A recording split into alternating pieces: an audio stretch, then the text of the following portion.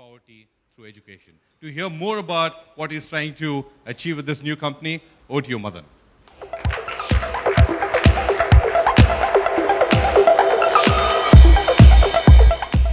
Hi, good morning, everybody.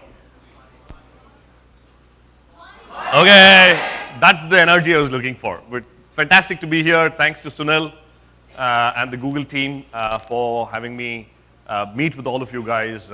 This is one of the things I enjoy the most. So I'm going to have a ball of a time for the next 20 minutes and forever as well. As Sunil mentioned, I started a company called Metatrack. 1995, when most of you were still toddlers or some of you are not born, I was completing my engineering. Right? I'm not that old.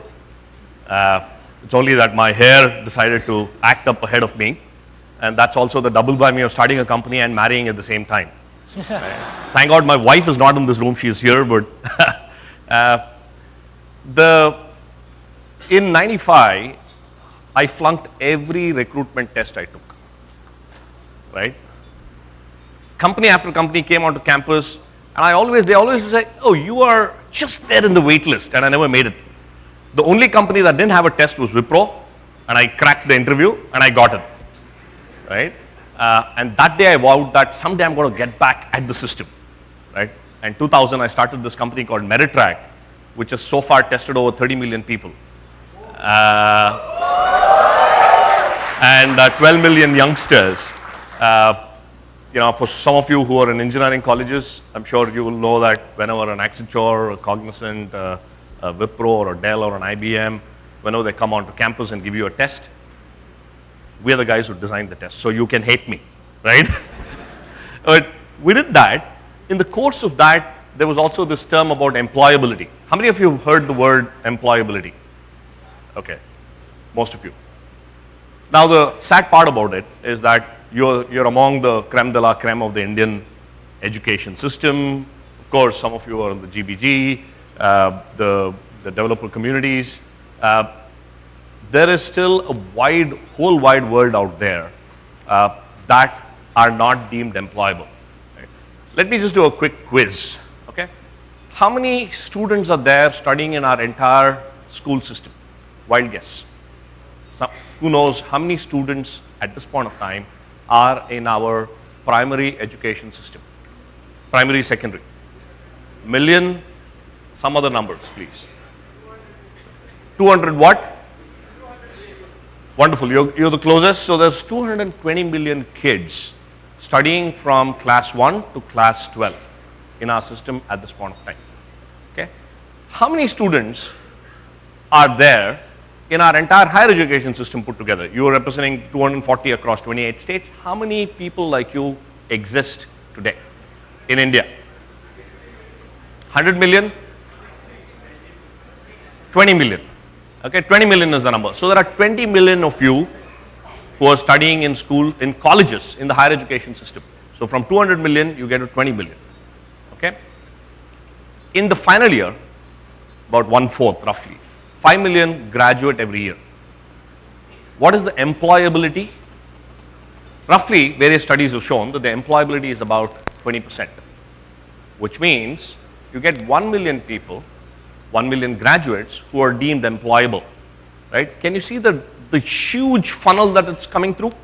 200 million kids, and we say there's 1 million kids, 1 million students who graduate out who are employable, right? One other number just for you to keep in mind. How many illiterate people do we have over the age of 15 in India? Rough number? Okay, roughly 22% of India is illiterate. Take 1.2 billion, you do the math, you get about 240 million people who can't read, write in any language, which is equal, if not more, than the entire population of the United States. Right? So you get the nature of the problem. Right? When I was in the midst of Metatrack, we dreamt of a crazy experiment. We said, what if we took one of the most unemployable persons on the face of this earth? Is it possible to transform him or her? And where are you likely to find him or her? You're likely to find that person in one remote village. So we went around the remote villages. We took up the challenge. I was skeptical. I said, forget it. Graduates in Bangalore can't speak English.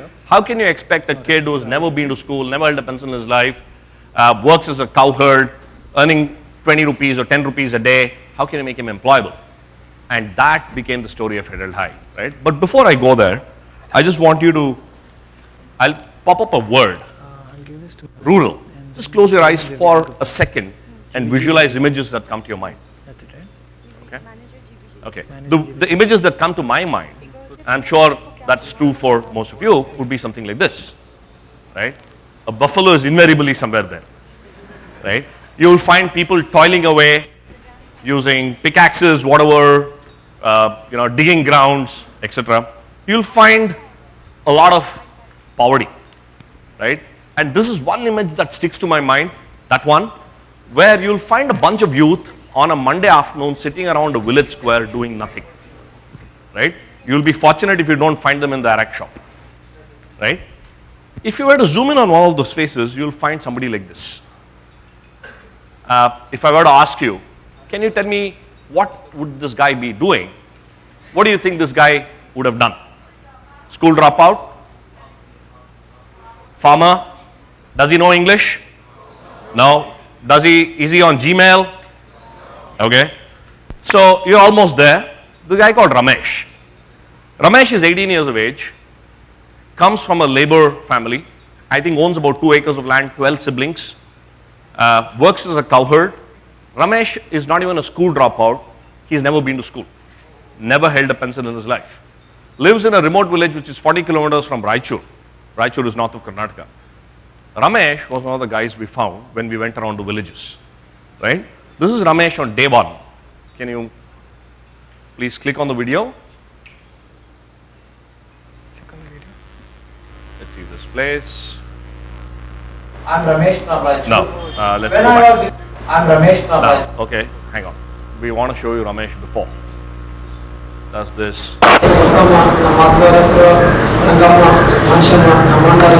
One ನಿಮಿಷ start ಮಾಡಿ ಮತ್ತೆ start ಮಾಡು. ನನ್ನ ಹೆಸರು ರಮೇಶ್, ನಮ್ಮ ತಂದೆ ಹೆಸರು ತಿಮ್ಮಪ್ಪ, ನಮ್ಮ ತಾಯಿ ಹೆಸರು ಬಸಮ್ಮ, ನಮ್ಮ ಅಪ್ಪ ಹೆಸರು ರಂಗಮ್ಮ, ಮಾನ್ಶಮ್ಮ, ನಮ್ಮ ಅಣ್ಣವ್ರ ಹೆಸರು ಬಸವರಾಜ್, ರಾಜ್ಕುಮಾರ್, ರಮೇಶ್, ಬಸಲಿಂಗ, ನಮ್ಮ ತಂಗಿ ಹೆಸರು ರಂಗಮ್ಮ, ಗೌರಮ್ಮ, ನಮ್ಮ ತಮ್ಮ ಹೆಸರು Hanumantha. Okay. Ramesh cannot even I'm speak, Ramesh from read, Raichur. write in his local When I language. was- I'm Ramesh from We'll just Raichur. go back to the I'm Ramesh previous. from Raichur. Okay, Ramesh seems to be coming back again, but I will hold him on for a minute. When we met him, not even read language. If for those of you who understand Kannada, all he's saying is my parents' name, my brother's name, sister's name, so on and so forth. We brought in Ramesh into Bangalore along with 7 others, put him up in a house, and said, we're going to make you work in a BPO. Right? Which means we have to teach him English, computer skills, math, logic, professional outlook, so on and so forth. And we hired a BPO trainer. Lunchtime, his phone was switched off, he's vanished.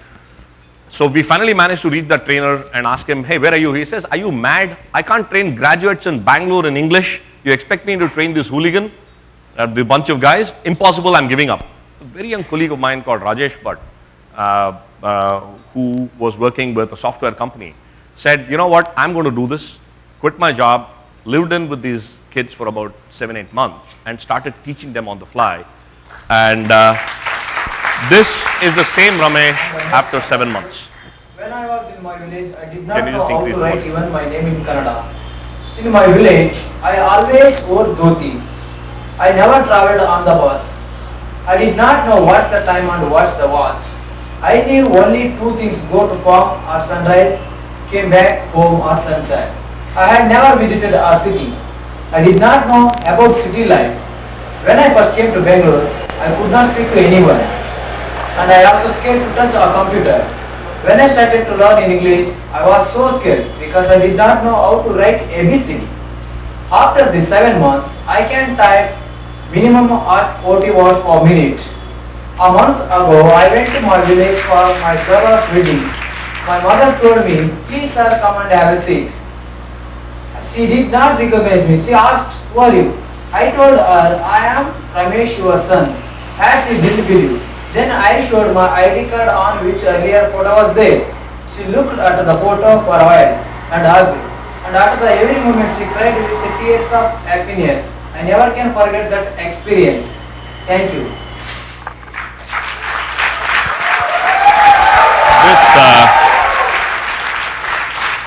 I get goosebumps even now when I hear this video, and I see this 10 times a day. I meet Ramesh. Ramesh, at the end of this video, 7th month, 8th month, started doing insurance claims processing for HDFC Standard Life from Koppal, a village in North Karnataka. And today, he called me about 2 months ago and said, you know what, I want to learn something new. So he went and learned AutoCAD and is doing GIS mapping for an NGO in North Karnataka. Right? That power, this kind of convinced me that how wrong I was as a testing company. For in my world, some are employable, some are not. But what this proved to me, there is power in each one of us. We don't unlock it. Right? Maybe the filter is wrong. Maybe my tests are wrong. Right? Maybe the world is wrong.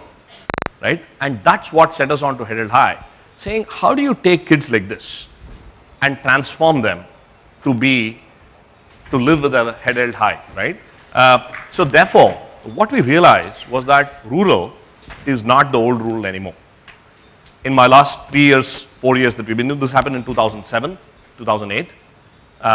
We've been going to and meeting a whole lot of rural youth. We're seeing 4 trends that are happening, which is impacting all of us. One is there is raw talent hungry for opportunities. These are all batches from subsequent trainings that we did. We have trained about 800 such Rameshes till now in about 5 districts. These are all youth in various stages of school dropout, 0 to 5th grade. But the sad part is, if I were to give you 2 guys, one is a 0 educated villager, and the other is a 8th grade dropout, you can't make out the difference. Because an 8th grader would have probably landed up in school 8 times in his life, and the teacher would have ticked an attendance and passed him, right? So we've seen this miracle happen over and over again. Those are the bunch of our girls batch in Hindupur. In fact, interestingly, all the girls got together and had a pact saying, we are all 18 years of age. If any one of us get married before we have 1 lakh in the bank, we're going to get out the parents of the other girl, right? So there are 11 of them who still are continuing on that pact, right? That's the power of education, right? So we're seeing talent hungry for opportunities. We are seeing an indomitable entrepreneurial spirit. Just again, some statistics. How many people in India are of the working population? Sindhu? Some numbers, guys. 20, 30%, 70%, 40%, 70%. 700 million people in India are in the working population. Okay? 400 million actually work. Right? Out of the 400 million, right? How many people are salaried or aspire to be salaried? What percentage? 10, 15, yes. So 15%. 68 million are employed. Okay? 175 million people are self-employed. Mind you, I'm using the term self-employed, not an entrepreneur. Because all self-employed guys are not entrepreneurs. All entrepreneurs obviously are self-employed. Right? And there are 157 million casual laborers, people who get paid on a daily basis to do labor work, right? That is our demographic. Just another wild statistic, okay? And I loved it when I heard it. It still has such an impact. How many of us do you think pay taxes in India? Fantastic, 3%. 35 million people pay taxes in India. What is the number in the US? It's about 45%, right? So you can guess where I'm going with this, saying, if we have entrepreneurs who are able to provide this, right, and we convert, and I completely echo what Rajan said, that if each of you were to turn entrepreneurs and create 100 jobs each, the world will be a far better place than you taking on a job and earning 100K each, right? So there is an indomitable entrepreneurial spirit. This is just a quick story. We actually did we launched a Thai equivalent for rural. We had 200 entrepreneurs who landed up for the conference and heard with rapt attention what it is to be an entrepreneur, right? So we're seeing that coming over and over again. There is global aspirations. Each of the kids there aspire for the next Samsung smartphone, right? Aspire for the next app that they can click better photographs with, right? Aspire to see that next big video on YouTube by doing a prepaid recharge of 250 rupees. Their aspirations are no different from ours. And lastly, as I said, massive information access. Everybody has a mobile phone. I asked a class of this size, of a college of this size somewhere in remote Karnataka, how many of you are on Gmail? Almost every other hand went up, right? So we're seeing a massive flow of information access. So if I use these 4 trends, raw talent, entrepreneurial spirit, aspirations, and information access, it is a shame to call these guys rural. We've coined a new term called Rubens. And we don't call them rural anymore. And we've actually coined a term called Rubenomics as a new model for economic development of the rural urbans, right? And Head Held High's objective is to bring these new rural urbans to force. So imagine training them, teaching them computer skills, equipping them with jobs in the villages, and so that they can live their life with their head held high. So what we're trying to do is, how do you build the power of the ecosystem? How do we get the power of, let's say, everyone in this room to think about what are the new ways that we can engage with rural India that will bring them economic growth. What we are trying to do is also to connect these rural innovation hubs. So our dream is 647 districts of India. How can we have a Ruben hub in every district? How can we have a Ruben app store? How can we have apps that will work for rural, agriculture, finance, healthcare, education, energy, water? There's a huge amount of opportunities out there that we need business apps to be built, to be driven by entrepreneurs, youngsters, groups like yours, and connected to rural by pushing these apps for consumption, right? So that's what we're trying to do. I'll just leave you with the last video. This is Ramesh, 4 years down the line. We believe 4 years ago, I had never thought I'll of let the getting video out of talk. my village. Today, I am on national TV. I'm very happy to be here with all of you. 4 years ago, I didn't know how to write my name in any language. Today, I'm working in a BPO company as a team leader. My dream is to give an opportunity to all the villagers like me.